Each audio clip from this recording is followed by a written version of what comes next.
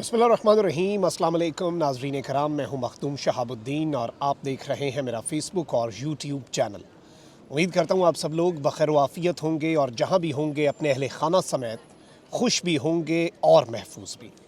नाज़रीन कराम, साबिक़ army chief general क़मर जावेद बाजवा के पास ऑडियोज़ और वीडियोज़ का एक बहुत बड़ा ज़ख़ीरा है।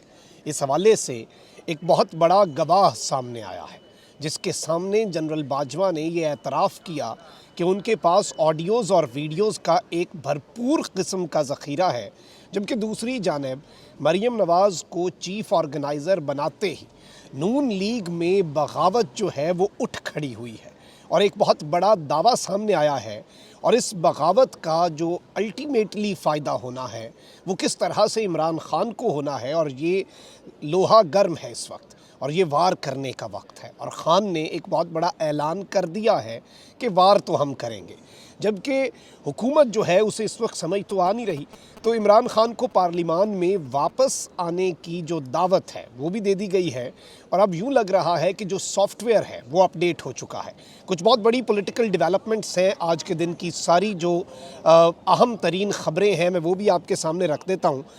सबसे पहले तो ये मैं आपको बता दूं कि कल ज़मानत मंजूर हुई थी, तो अच्छी खबर यह है कि पाकिस्तान तहरीक इंसाफ के रहनुमा सेनेटर आज़म सवाती को बाज़ाब्ता तौर पर रिहा कर दिया गया है और 2 लाख रुपए के मुचलकों के एवज़ उनकी दरख्वास्त ज़मानत कल मंजूर हुई थी। कल वो रिहा नहीं हो सके थे क्योंकि तफसीली जो तहरीरी फ़ैसला होता है वो इस्लामाबाद हाई कोर्ट का जारी नहीं हुआ था और वो तहरीरी फ़ैसले के साथ मुचलके जमा करवाने होते हैं, तो ये एक दिन एक्स्ट्रा रहे और अब ये बाज़ाब्ता तौर पर बाहर आ चुके हैं। सब सैनिटर्स इनके साथ इज़हार यकजहती के लिए भी पहुँचे और आज़म सवाती मैं करंटली क्यों कह रहा हूँ क्योंकि इससे पहले भी तो वो छूट गए थे, लेकिन फिर बाद में उन्हें फिर पकड़ लिया गया, खज्जल किया गया, ज़लील व ख़्वार किया गया और एक तरह से निशाने इबरत बनाने की कोशिश की गई, या फिर बाकी सबको जिस तरह वो कान टंग दे, वो कहते हैं ना कि एक को निशाने इबरत बनाओ और बाकी जो हैं वो उससे डर जाएँ। एक जानिब ये एक बड़ी डेवलपमेंट है, तो वहीं दूसरी जानिब एक और बड़ी पॉलिटिकल हैपनिंग और डेवलपमेंट जो है वो ये है कि इमरान खान साहब पर हमला केस में अदालत ने मरकज़ी मुल्ज़िम नवीद को 6 और सहूलतकार एक और है मुल्ज़िम वक़ास, उसे 14 रोज़ा रिमांड पर JIT जो है उसके हवाले कर दिया है। और ये बेसिकली इसकी जो केस की समाअत है वो ATC अदालत जो है उसके जज राना जाहिद इकबाल ने की और मुल्ज़िम के वकील मियाँ दाऊद ने मज़ीद जिस्मानी रिमांड की मुखालफत करते हुए कहा कि JIT सियासी मकासद के लिए मुल्ज़िम का जिस्मानी रिमांड चाह रही है। मुल्ज़िम से बरामद असला जाए वक़ुआ से मिली गोलियों के खौल से मैच नहीं हुआ और राहगीर को FIR का मुल्ज़िम बना दिया गया। यानी इस तरह की चीज़ें जो हैं वो इसके अंदर कही जा रही हैं, अलबत्ता सब के सामने है, लेकिन अदालत ने इनका बाज़ाब्ता तौर पर जो रिमांड है और इन्हें JIT के हवाले कर दिया है। अब वहीं दूसरी जानिब बिलावल भुट्टो ज़रदारी जो हैं, मोहतरमा बेनज़ीर भुट्टो शहीद की बरसी के दिन इन्होंने इमरान ख़ान को पार्लियामेंट में आने की दावत भी दी, लेकिन साथ तड़ी भी लगाई और साथ वार्निंग भी दे दी, साथ धमकी भी दे दी।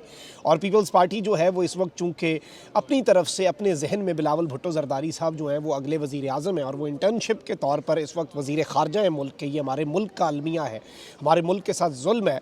और लेकिन चलें, ऐसे ही है, ऐसे ही चीज़ें चलती आई हैं, ऐसे ही चीज़ें अनफॉर्चुनेटली चलाने वालों का दिल है कि ऐसे ही चलें ताकि उनकी ताकत और उनकी जो उनकी हुकूमत है, असल वाली हुकूमत जो है वो बरकरार रह सके और सियासत का खेल इसी तरह से गंदा रखा जाए ताकि उसमें वो बेनिफिशरी बन के उभर सकें।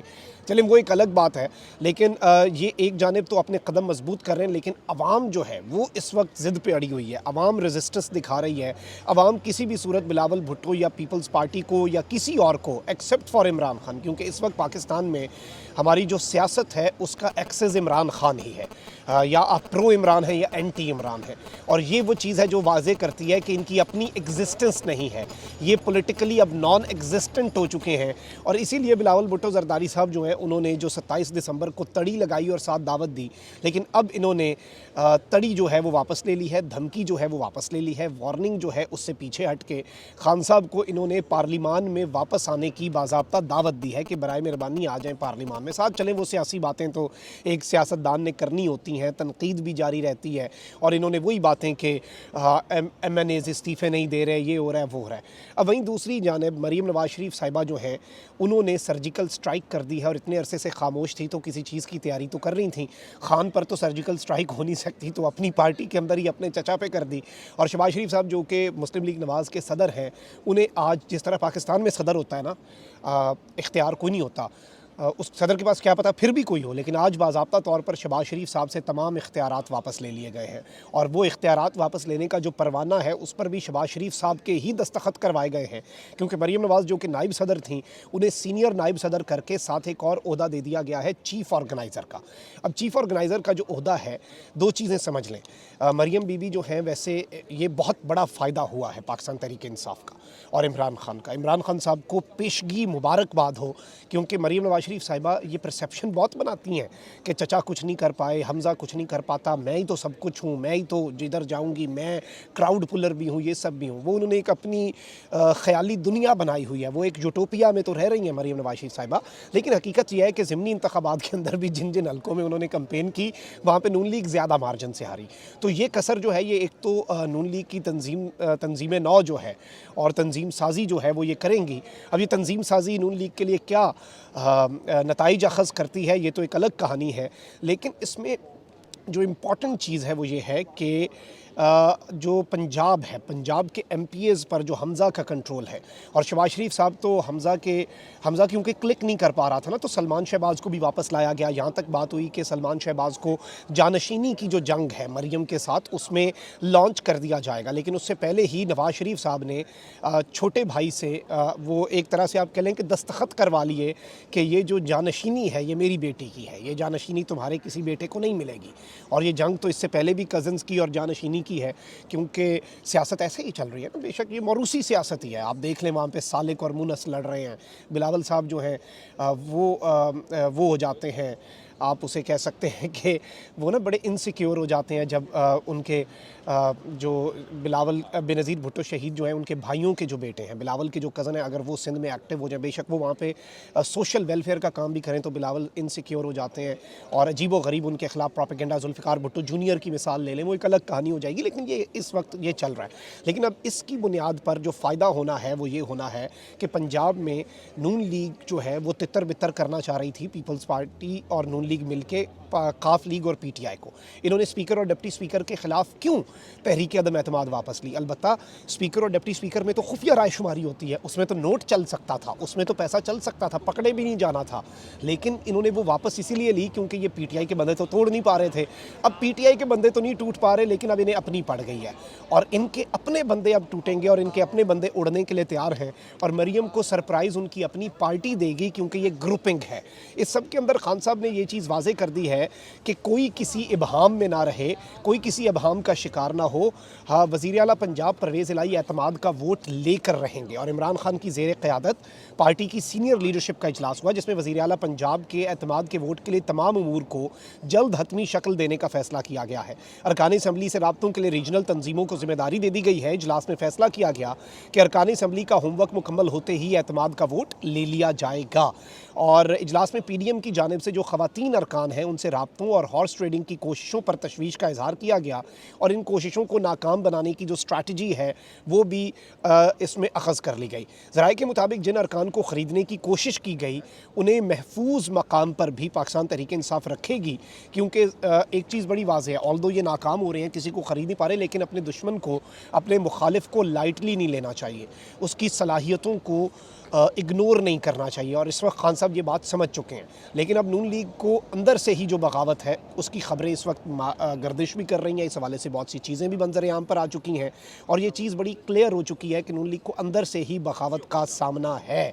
और यहाँ पर एक और बड़ी अहम चीज़ है, पाकिस्तान तहरीक इंसाफ ने हुकूमत की कारकर्दगी के हवाले से जो वाइट पेपर शाया किया है, तकरीब से खान साहब ने भी खिताब किया और कहा कि शहबाज शरीफ एक्सपोज हो गए और वज़ीर ख़जाना इसहाक डार कितने पानी में है, ये भी दुनिया पूरी को पता चल चुका है। यानी सारे जो अगले पिछले खान साहब ने फैक्ट्स एंड फिगर्स दिए, सब की आंखें खोलीं और ये मुक़्तदर हलकों को भी मैसेज था।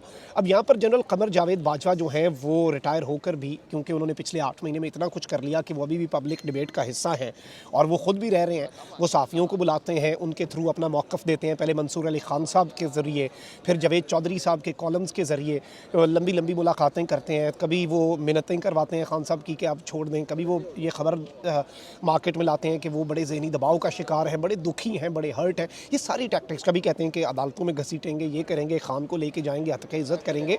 लेकिन इस सब के अंदर असद उमर साहब जो हैं उन्होंने एक बहुत बड़ा दावा किया है। असद उमर साहब ने एक क्लेम किया और ये एक नई गवाही आई है जनरल रिटायर्ड बाजवा के ख़िलाफ़। जनरल रिटायर्ड बाजवा मीटिंग्स में अक्सर कहा करते थे कि हमारे पास लोगों की ऑडियो वीडियोज़ हैं हमारे साथ, और सदर पाकिस्तान के साथ मुलाकात में भी ऑडियो वीडियोज़ का जिक्र किया गया। Now this is very alarming. और चूँकि सदर ये बात कह चुके हैं पहले भी कि मैंने नए चीफ़ को भी ये कहा कि ये ऑडियो वीडियोज़ बंद होनी चाहिए। नए चीफ़ को क्यों कहा कि ऑडियो वीडियोज़ बंद होनी चाहिए? नए चीफ़ का उसमें क्या किरदार है या उनके इदारे का क्या किरदार? ये सब बेसिक सवाल है ना। तो लेकिन इस सब के अंदर असद उमर साहब का ये कहना कि जनरल बाजवा ये एतराफ़ कर चुके हैं, ये कहा करते थे कि मेरे पास सब की ऑडियो वीडियोज़ हैं। वो इसे ब्रैग किया करते थे अपनी क़ुव्वत के तौर पर, यानी सियासतदानों को कठपुतली की तरह जो वो ऑपरेट करते थे, पॉलिटिकल इंजीनियरिंग करते थे, उसके अंदर ये सब कुछ है।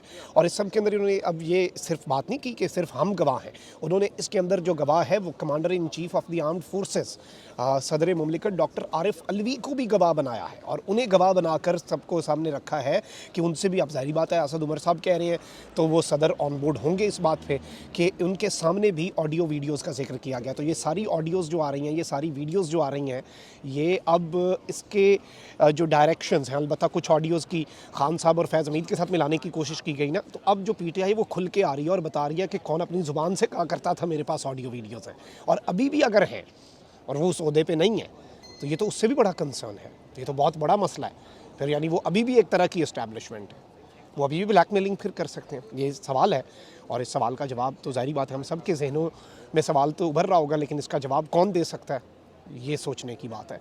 अपना बहुत ख्याल रखें। अल्लाह निगहबान पाकिस्तान।